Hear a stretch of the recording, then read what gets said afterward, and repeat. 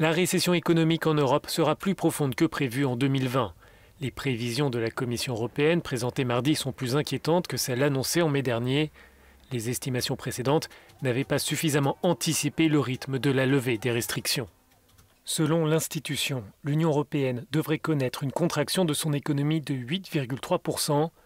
En France, la chute sera supérieure à 10%, comme pour l'Italie et l'Espagne, soit les pays membres les plus touchés par la crise.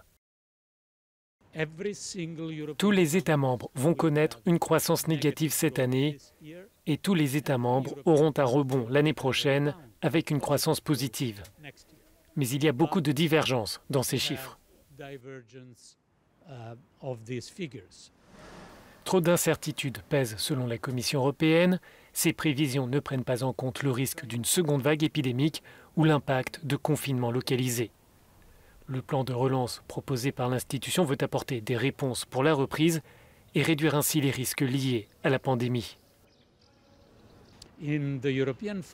Au sein de la famille européenne, on ne peut pas accepter l'idée que ces divergences se consolident et se prolongent à l'avenir, car cela créerait des problèmes pour notre marché unique et pour la force de la zone euro. Pour la Commission, le calendrier sera essentiel pour engager la reprise économique de l'Union.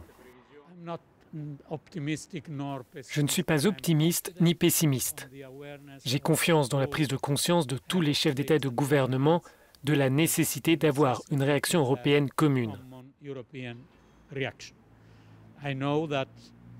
Je sais que les discussions ne seront pas faciles, mais j'ai confiance dans cette prise de conscience et nous aurons un accord avant la pause estivale.